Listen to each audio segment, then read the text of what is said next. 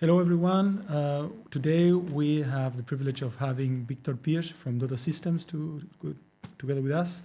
And I would like to have this time in order to ask him about the company, how it started, how they're doing, and get to know you a little bit better. Thank you, Mario, for having me, and I'm looking forward to this conversation. Great. Tell me about how did you start working with Odoo? Tell me more about DodoSystems. Okay, so basically we are not a brand new company, but we are not old company. We started like 3 years ago. Okay. This was like the best time to start because the pandemic hits right after. So it was very difficult to get actually some traction. But we are not new for this industry. We actually been working with our whole team in the ERP industry for over 17 years. So we knew exactly what we are going into. And as we forge our new path and that we left the previous company, we chose Odoo as the next generation ERP, and we are very happy that we made this choice.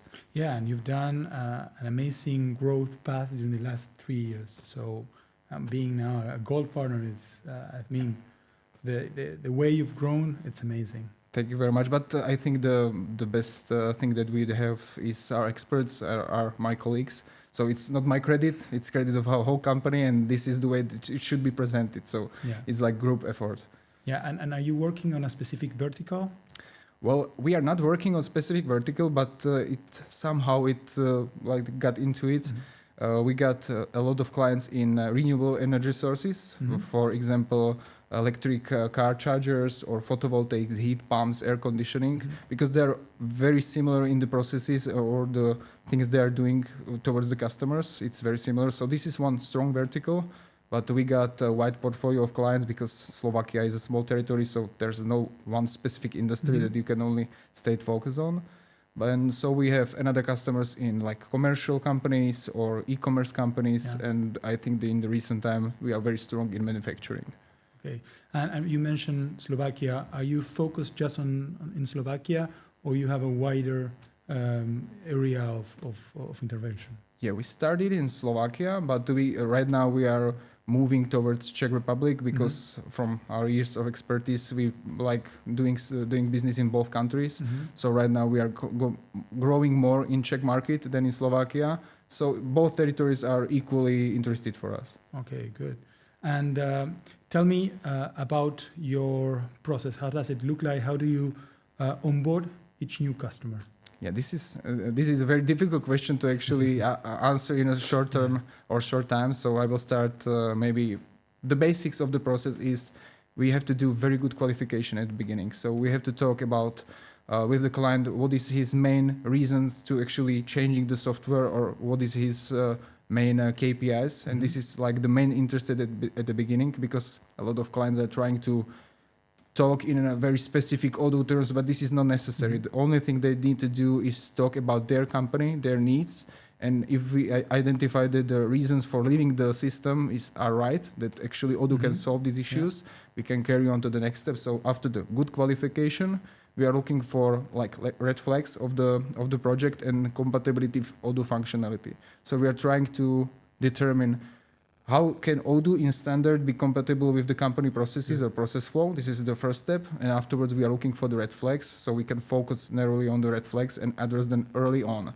So you don't have to wait like 3 months to actually address red flags and that can stop the project. So this is the first steps of the implementation. And if we agree on the client, these are the problematic parts, we need to more focus on this. Then we step towards implementation study. It's like written document that it's very wide. But what many people doesn't realize that you have to manage two very important components in the implementation. One is the technical side, and the other one is the human side. So you have to be very specific. You have to be very clear what you mean, what is invoice, and you have to actually show it to the customer. And that's why we have a written document that is called implementation study, that we go process by process and we visualize it for the client so he can see and he can sign over, yes, I saw it and I know how I'm going to work in the software. So this is actually this methodology has been worked out over all the years of practice because we developed it and we are still trying to improve the process, but this is like the best thing to manage clients' expectation at the end of the study and at the beginning of the project because this can be like the worst factor that there is. You can Previsibility, let's yeah, say. yeah, exactly. You can do very good on the technical side, but if you don't manage the human side, the project will It's very fall off. difficult. Yeah. And you were mentioning the customers. What is your, let's say,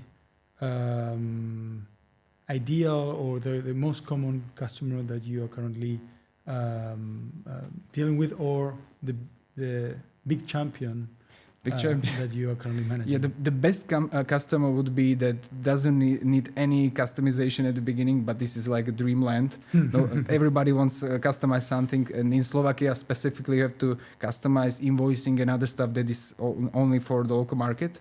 So the best fit for the Odoo is 80% of standard functionality and 20% of customization. This is like the best customer. If you can do it even without the 20% of customization, it's even better, but not because we cannot do it.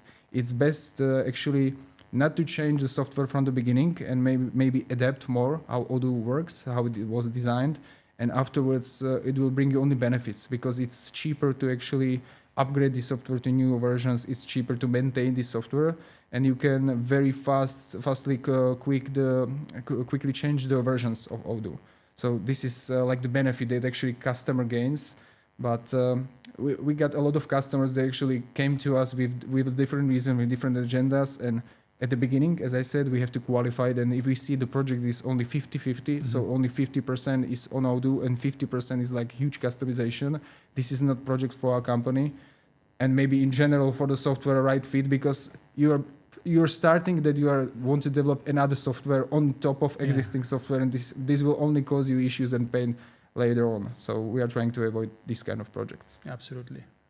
You just nailed the most common reason for the stranding or the failure of a project. Yeah. If I had to ask you, okay, what's your secret sauce? How did DodoSystem do to achieve the growth and the success that you have achieved in the last 3 years? Well, I don't think that's only one thing that I can just point out that this is why we can do what we can do. I think it's the combination of huge expertise on our side, because really the years of experience and the mistakes you made over those years can only teach you how not to do things in the future. So I think very huge combination of technical expertise, and also on the sales side, we are not trying to sell anything. We are focusing more on the quality than on the quantity. And I think in the long run, this is a better strategy. But it's much harder to actually sell or look for the clients that actually feeds your category 80% no customization, but it's the best strategy. So this is, I think, the one thing that separates us from the competitors, that we have the expertise and we are not in a rush to grow very fast. This is for us a marathon. This is not a sprint. Yeah, well said. Well, Victor, thank you very much for your time. I hope you enjoy Odoo Experience 2023 enjoy it and see you around. Thank you very much for having me, and I'm saying hello to all Slovakian customers. Ahojte!